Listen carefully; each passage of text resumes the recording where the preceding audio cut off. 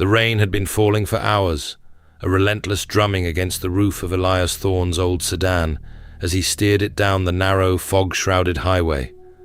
It was late, past midnight, and the road signs were few and far between, swallowed by the darkness of the dense Blackwood forest. Elias was a man of quiet habits, a cartographer by trade, currently on a long, solitary drive mapping geological anomalies in the region.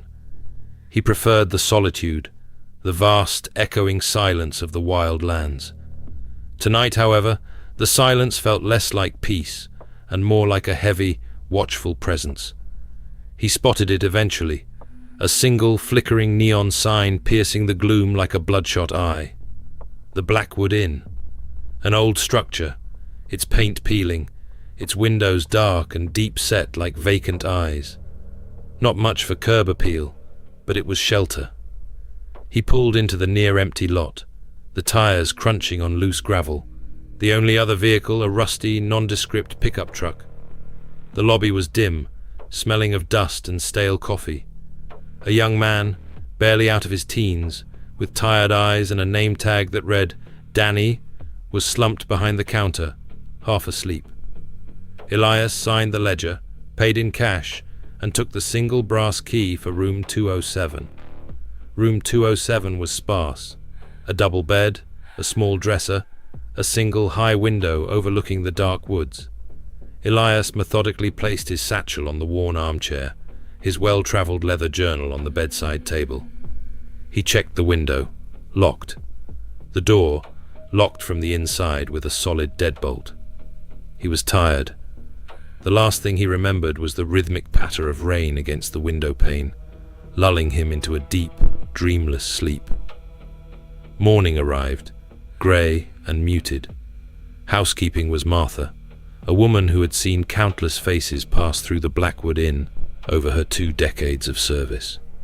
She prided herself on her routine, her quiet efficiency. At precisely 9:15 a.m., she knocked on the door of room 207. No answer. She waited, then knocked again, a little louder. Housekeeping? Still nothing. Most guests were early risers, especially those passing through. Martha tried the handle. Locked. She sighed, pulled out her master key, and let herself in, calling out, "Hello? Housekeeping." The room was quiet. Too quiet. The air hung heavy and still. The bed was perfectly made, the sheets crisp and undisturbed, as if no one had slept in it at all. Elias Thorne's satchel was still on the armchair. His journal was on the bedside table, open to a fresh blank page. His wallet, keys and phone were neatly placed beside it, but Elias Thorne was gone. Martha's brow furrowed. She looked in the small bathroom. Empty. She checked the closet. Empty. Her gaze swept the room again, slowly, taking in every detail. The window was still locked from the inside.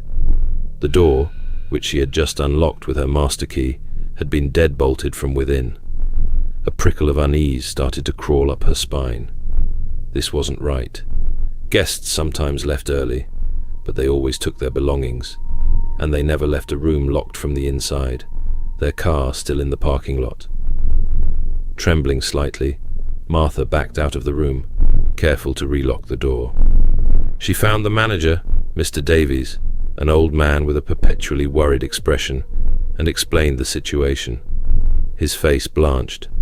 Sheriff Brody was a man of few words and a weary demeanor, but his mind was sharp, honed by years of dealing with the quiet oddities of rural life.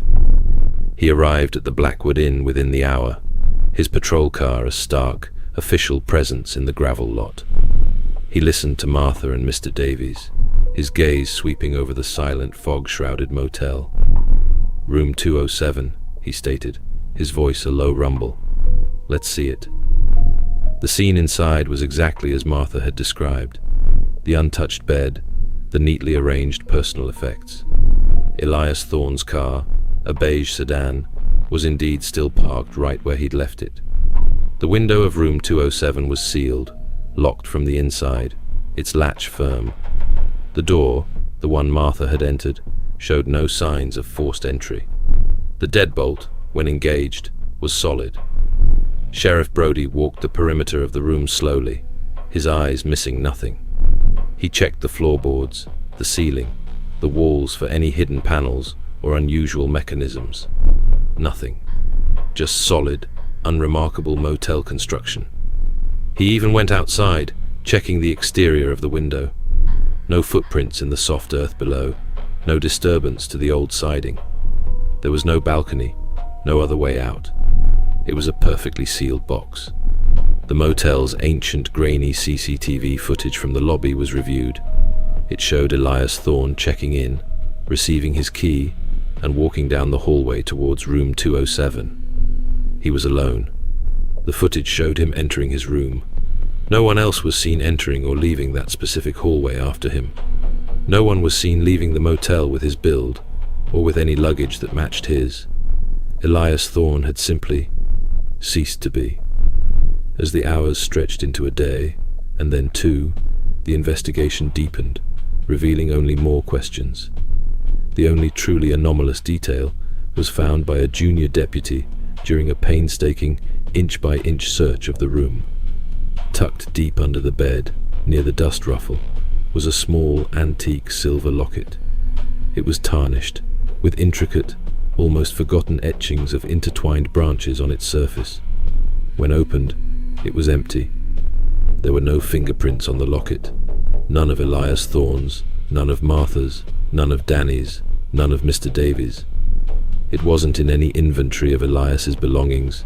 It seemed to have simply appeared, and a faint, almost imperceptible scent, something metallic, like old iron or distant smoke, lingered in the air around where the locket was found, a scent that no one could quite place or explain. The Blackwood Inn itself had a quiet, unsettling history. Locals whispered stories of travelers who passed through the forest, only to be never seen again. Old-timers spoke of the woods having a hunger, of ancient pathways that opened only for those who strayed too far from the known world.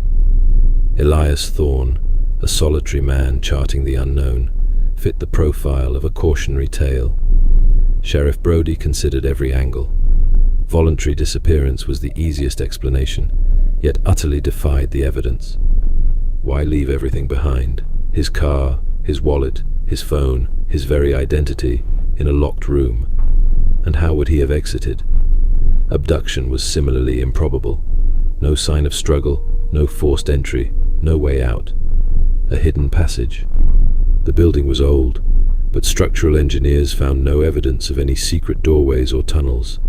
The faint metallic scent and the locket remained stubbornly unexplainable. What truly happened to Elias Thorne in room 207 of the Blackwood Inn? The case went cold. Elias Thorne was never found, nor was any trace of his existence beyond the items he left behind. The silver locket, a silent, empty testament to something profoundly strange, sat in an evidence locker, gathering dust. Room 207 of the Blackwood Inn remained empty for years, a dark, silent monument to a man who simply vanished. The rain still falls on the Blackwood forest, and the old inn still stands, its windows dark and deep-set, watching the fog roll in, forever holding its secrets within its silent, unforgiving walls. How does a man simply cease to exist from a perfectly sealed space?